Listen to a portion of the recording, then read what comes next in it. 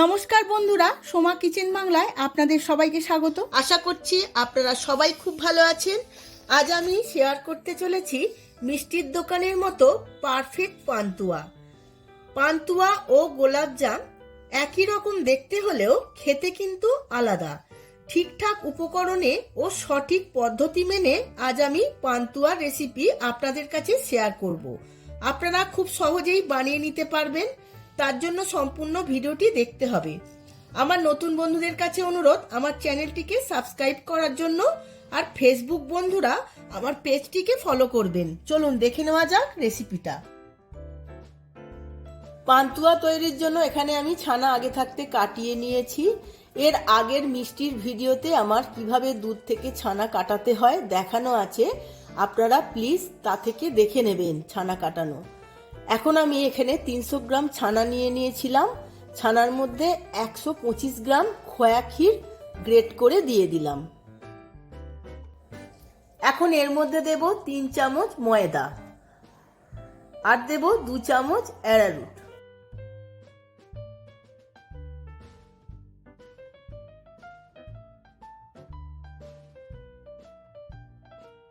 এখন দেব একটা মিশ্রণ, যেটা আমি আগে থাকতে গুঁড়িয়ে নিয়েছিলাম। 1.5 চামচ চিনি আর 4টে বড় এলাচের টুকরো। সমস্ত কিছু ভালোভাবে মেখে নেব।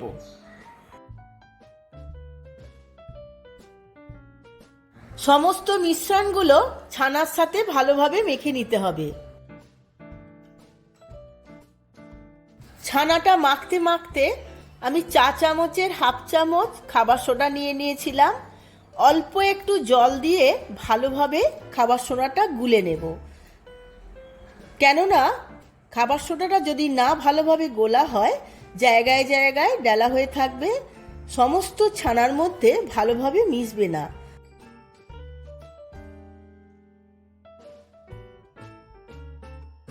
পান্তুয়ার জন্য সমস্ত উপকরণের ভাগ যদি ঠিকঠাক থাকে তাহলে পান্তুয়া একদম দোকানের মতোই রেডি হবে। এখন আমার পান্তুয়ার জন্য ডোটা একদম রেডি হয়ে গেছে। এবার এইভাবে আমি 5 থেকে 10 মিনিট ছানাটা রেস্টে রেখে দেব। এখন আমি পান্তুয়ার জন্য শিরা বা রসটা বানিয়ে নেব। তার জন্য আমি 500 গ্রাম জল বসিয়ে নিয়েছিলাম। এখন আমি 400 গ্রাম চিনি এর মধ্যে দিয়ে দেব। চিনিটা জলের সঙ্গে আমি ভালোভাবে মেল্ট করে নেব। যেহেতু আমার ক্রিস্টাল চিনি, তাই কোনো ময়লা বেরোচ্ছে না। আমি এমনিভাবেই রসটা বানিয়ে নেব।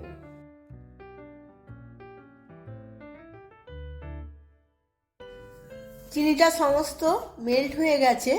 এখন আমি 2-4টে বড় এলাচের দানা এর মধ্যে দিয়ে দেব। পান্তুয়াতে বড় এলাচের দানার গন্ধ খুবই সুন্দর লাগে। আরো 4-5 মিনিট আমি এইভাবে ফুটিয়ে নেব। রসটা একদম রেডি হয়ে গেছে। এবার দেখে নেব ঠিকঠাক হয়েছে কিনা। তার জন্য অল্প একটু রস আমি হাতে নিয়ে নেব। এবার দেখব চটচট করছে, সুতোর মতো হচ্ছে না, খুব ঘনও হয়নি খুব পাতলাও হয়নি, একদম রেডি হয়ে গেছে পান্তুয়ার জন্য। ছানার ডোটা আমার 10 মিনিট রেস্টে রাখা হয়ে গেছে। এখন হাতে করে আরো একটু দলে নিয়ে লেচি কেটে নেব।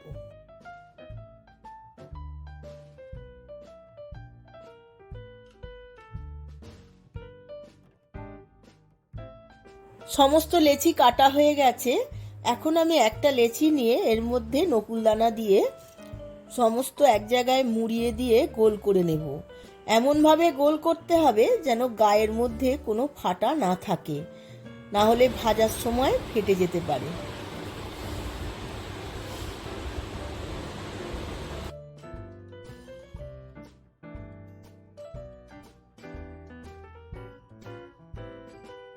ওই একইভাবে সমস্ত লেচিগুলোতেই ভেতরে নকুলদানা দিয়ে ভালোভাবে গোল পাকিয়ে নেব। ভেতরে নকুলদানা দিলে নকুলদানা গলে ভেতরে বেশ রসালো ভাব থাকে আর গর্তও হয়ে থাকে। সমস্ত লেচিগুলো আমার পান্তুয়ার আকারে গড়া হয়ে গেছে। এবার তেলে ভেজে নেব।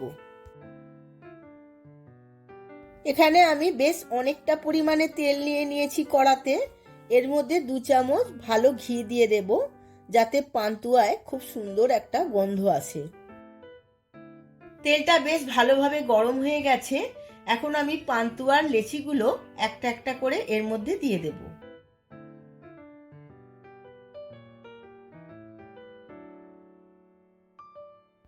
তেলের মধ্যে পান্তুয়াগুলো খুব কম পরিমাণে দেব, আর এইভাবে সাঞ্চা দিয়ে একবার নেড়ে নেব যাতে তলায় না বসে যায়।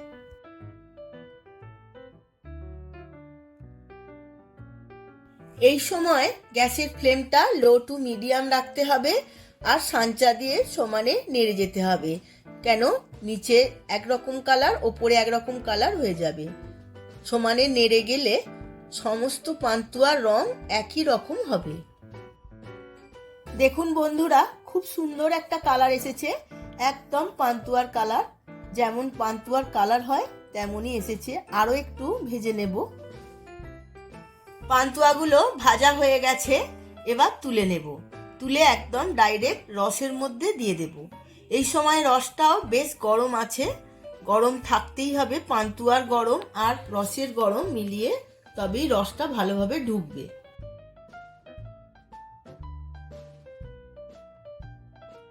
এইভাবে আমি সমস্ত পান্তুয়াগুলো রসের মধ্যে 2 থেকে 3 মিনিট ফুটিয়ে নেব। 2 মিনিট ফুটিয়ে নেওয়ার পর অপর একটি পাত্রে রস সমেত পান্তুয়াগুলো 6 ঘন্টা এইভাবে রেখে দেব, যাতে সমস্ত রস পান্তুয়ার মধ্যে ঢুকে যায়। আমি সার্ভ করে নিয়েছি মিষ্টির দোকানের স্বাদের পান্তুয়া। একদম নরম তুলতুলে জুসি হয়েছে। আপনারাও আমার মতো করে বাড়িতে বানিয়ে ফেলুন আর অতিথিদের সার্ভ করুন, দেখবেন সবার খুবই ভালো লাগবে। ভিডিওটি যদি ভালো লেগে থাকে ভিডিওটিতে প্রচুর প্রচুর লাইক শেয়ার কমেন্ট করবেন। আজ তাহলে আসি, আবার দেখা হবে পরবর্তী ভিডিওতে নতুন আরও একটি রেসিপি নিয়ে। ধন্যবাদ।